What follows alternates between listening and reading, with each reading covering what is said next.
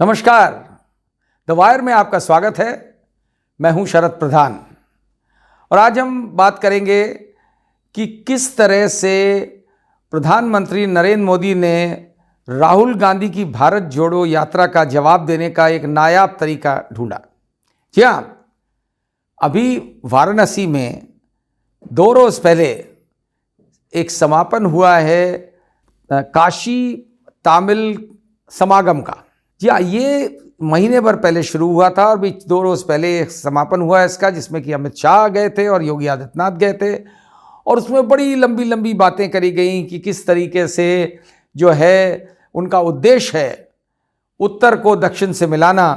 और यही भारत की संस्कृति है और किस तरीके से इतिहास का वो देते हुए उन्होंने जो है उसको जोड़ा है और ये कहा कि मोदी जी को ये सारा श्रेय जाता है कि उन्होंने पहली बार ये प्रयास किया कि तमिल के लोगों को काशी से जोड़ें। अमित शाह का ये भी कहना था कि ये काम तो आज़ादी के बाद फौरन होना चाहिए था। आप समझ सकते हैं इसका क्या माने है। इसका माने ये है कि कांग्रेस ने इस दिशा में कुछ नहीं किया। जो कुछ होता है वैसे भी ये तो मान के चलिए कि बीजेपी की सरकार यानी मोदी की सरकार में जो कुछ क्लेम किया जाता है उसमें यही दर्शाया जाता है कि पहले जो कभी नहीं हुआ वो अब हो रहा है, जो पहले होना चाहिए था वो अब हो रहा है। तो उसी उद्देश्य से और ये माना जा रहा है कि ये उसी की भारत जोड़ो यात्रा के जवाब में ये किया जा रहा है, क्योंकि सबने देखा कि किस तरह भारत जोड़ो यात्रा में जन समूह राहुल गांधी के पीछे हो गया। साउथ में कन्याकुमारी से जब उन्होंने यात्रा शुरू करी, वहाँ से लेकर के आज वो राजस्थान में पहुँच चुके हैं, राजस्थान से भी आगे बढ़ने वाले हैं।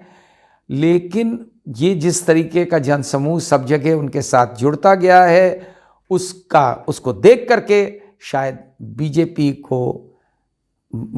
काफ़ी विचलित हुई है और विचलित होना लाजमी है, क्योंकि उन्होंने तो राइट ऑफ कर रखा था कांग्रेस को और राहुल गांधी को तो पप्पू बना रखा था। तो ऐसा लगता था कि राहुल गांधी की लीडरशिप में कांग्रेस का भट्टा बैठ चुका है और अब कोई तरीका नहीं है कि उसमें किसी प्रकार से कांग्रेस वापस पटरी पे आ पाएगी। लेकिन हुआ कुछ और ही। जिस तरीके से राहुल गांधी बढ़ते गए दिन रात, अब 100 दिन पूरे हो गए हैं। ये 3,500 किलोमीटर की जो यात्रा है, जो वाकई में पैदल चल के की जा रही है, दक्षिण से यानी कि कन्याकुमारी से लेकर कश्मीर तक की यात्रा है और उसके बाद उनको ईस्ट वेस्ट पूर्व पश्चिम भी चलेंगे। तो ये जो है ये शायद आज़ादी के बाद पहली बार है कि इतनी लंबी यात्राएं बीच बीच में हुई हैं, कुछ लोगों ने करी हैं, और उससे जनसंपर्क करना और पब्लिक को साथ में जोड़ना। जगह जगह पब्लिक जुड़ती है, अपना जाती है और राहुल गांधी अपने वो एक कंटेनर में जिसमें वो रह रहे हैं उसी में पूरा समय व्यतीत कर रहे हैं और लोगों के साथ चल रहे हैं। यहाँ तक कि चुनाव जहाँ गुजरात में था, जहाँ सबने सोचा था, हमने भी सोचा था कि ये ज़रूरी है कि उनको जाना चाहिए वहाँ, लेकिन वहाँ वो एक रोज़ जा कर के वो बढ़ लिए। उन्होंने कहा कि नहीं, हमारा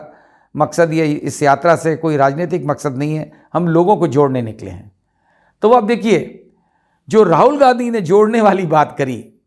और वो सही माने में ज़मीन पे उतर करके उन्होंने लोगों को जोड़ना शुरू किया। और जिस तरीके का बीजेपी पब्लिसिटी कर रही थी कि साहब ठीक है, साउथ में तो क्योंकि कांग्रेस की थोड़ी पकड़ है वो कर रहे हैं, आगे देखिएगा क्या होता है। लेकिन मध्य प्रदेश जहाँ बीजेपी का राज है, वहाँ बहुत बड़ी तादाद में लोग उनके साथ जुड़े, खूब सक्सेसफुल हुई जिस शहर में वो गए। महाराष्ट्र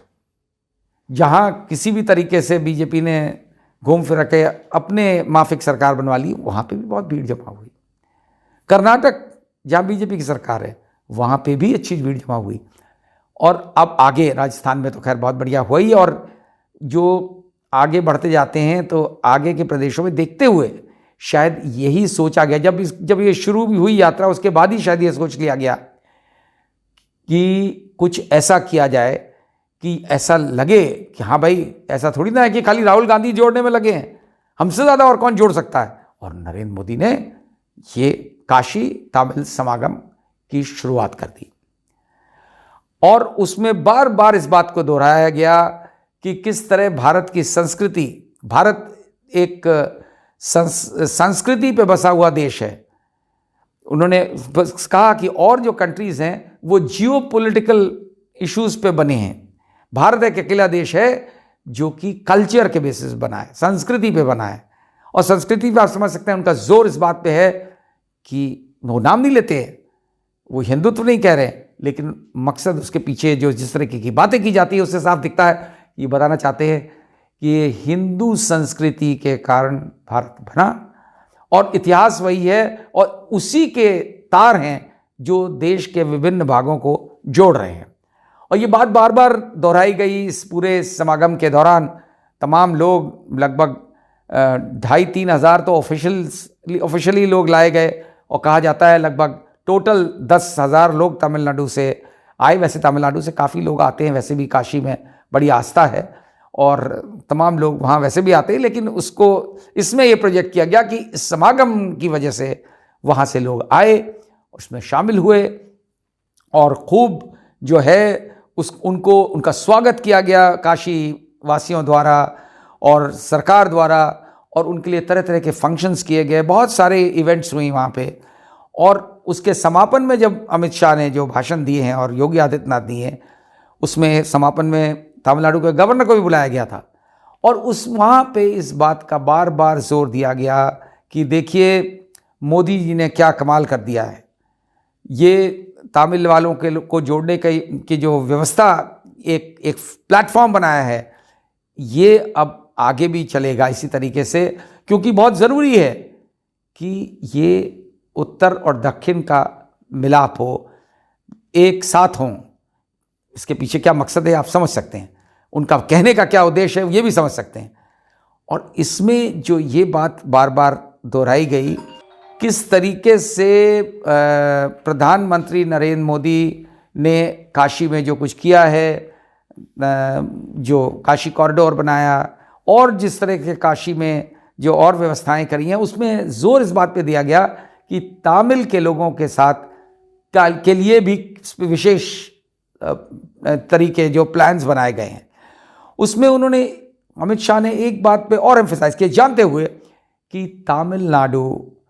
एक ऐसी स्टेट है जहां हिंदी की एक्सेप्टेबिलिटी नहीं हो पाई आज तक तमाम कोशिशों के बावजूद। तो इस बात को घुमा करके उन्होंने इस तरह से रखा कि देखिए हम तो चाहते हैं कि तमिलनाडु में आप टेक्निकल एजुकेशन और मेडिकल एजुकेशन भी तमिल भाषा में दें, हम उसका इंतज़ार कर रहे हैं। और क्योंकि इसी के ज़रिए, भाषा के ज़रिए से समागम और बेहतर होगा कि हर प्रदेश की भाषा अपने भाषा के हिसाब से चले, लेकिन वो उन्होंने इस पे बड़ा जोर दिया, लेकिन उसको भारत की मेन स्ट्रीम में कल्चर के ज़रिए से मर्ज किया जाए। और लेकिन एक मुझे लगता है कहीं ना कहीं कुछ अमित शाह कहीं कुछ गड़बड़ भी कर गए, क्योंकि उनका ये बार बार कहना कि हम चाहते हैं कि आप लोग बाकी भारत के मेन स्ट्रीम के साथ जुड़ें, उसके पीछे कहीं ना कहीं उनके दिमाग में जाहिर है बैठा हुआ है कि तमिलनाडु हमारे साथ नहीं है, पॉलिटिकली नहीं है वो अलग बात है, लेकिन ये कहना और ये बताना कि आपको के लिए ज़रूरी है कि आप हमारे साथ जुड़ें, यानी कि नॉर्थ के साथ जुड़ें, ये कोई, मुझे नहीं लगता है कि बहुत इसको वेलकम किया जाएगा तमिलनाडु के लोगों द्वारा। इसमें जो है ये बात, इस पे काफ़ी उन्होंने जोर दिया है इस बात पे। और योगी आदित्यनाथ तो खैर पूछे ही नहीं, उन्होंने तो बहुत कुछ कह दिया कि किस तरीके से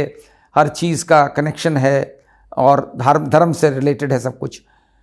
योगी आदित्यनाथ के साथ साथ अमित शाह ने एक बात पे जो और एम्फसाइज किया, जो मैं बार बार कहना चाह रहा हूँ कि प्रयास कल्चर के ज़रिए से बताने का ये था कि ये हिंदू धर्म की बात है। तो उन्होंने बड़े सलीके से इस बात को, इस पे बड़ा जोर दिया कि देखिए यहाँ से आप गंगा जल लेके जाइए, काशी के तट से गंगा जल लेके जाइए और रामेश्वरम में जल अभिषेक करिए, फिर वहाँ से लौटिए और वहाँ की मट्टी ला करके काशी में समर्पित करिए। तो इस तरीके की जुमलेबाजी करके बड़ा भारी प्रयास किया गया है और बहुत सरकार का अच्छा खासा इसमें फंडिंग हुई है कि किस तरीके से ये एफर्ट किया जाए। और इसमें खाली एक ये मैसेजिंग जो हिंदू वाली है वो तो अलग है, इसमें ये भी है कि किस तरीके से वहाँ की राजनीति में बीजेपी किसी तरीके से कुछ अपनी पैठ बना सके। आप जानते हैं कि सालों से प्रयास किया जा रहा है, वो एक ऐसी स्टेट है, कुछ और स्टेट्स में, कर्नाटक में बीजेपी सक्सीड कर गई, केरला तक में उन्होंने अच्छी यूनिट बना ली है, आरएसएस की भी एक्टिव वहाँ पे होने लगी है, सरकार नहीं है उनकी, लेकिन तमिलनाडु में अभी तक कोई किसी तरीके का सक्सेस नहीं मिला है बीजेपी को। तो इसके ज़रिए से वो भी पर्पस है। तो इसके ये जो मल्टी प्रॉन्ग स्ट्रैटेजी है, मतलब कई तरीके से एक तीर से कई निशाने हैं, और उसमें जो बेसिक, जो फंडामेंटल जो टारगेट पे था, वो क्लियर कट दिखता है कि वो राहुल गांधी की भारत जोड़ो यात्रा को की जवाब में करेगी। और उसका क्या सक्सेस मिलती है या नहीं, ये तो खैर समय बताएगा, लेकिन ये ज़रूर है, ये बड़ा क्लियर है कि बीजेपी को और बीजेपी के शेष नेतृत्व को, including prime minister Narendra Modi को, फिक्र हो चली है भारत जोड़ो यात्रा की। राहुल गांधी क्या कर रहे हैं, कैसे कर रहे हैं, उसका क्या असर हो रहा है, ये साफ जाहिर होता है कि फिक्रमंद हो गए हैं नरेंद्र मोदी और बीजेपी। वरना ऐसे मौके पे एकदम से ये काशी तमिल समागम की ज़रूरत नहीं पड़ती, क्योंकि इससे पहले कभी नहीं किया गया, और अब ये कहा जा रहा है कि आगे भी किया जाएगा। तो देखिए आगे क्या क्या राजनीति क्या क्या करवाती है।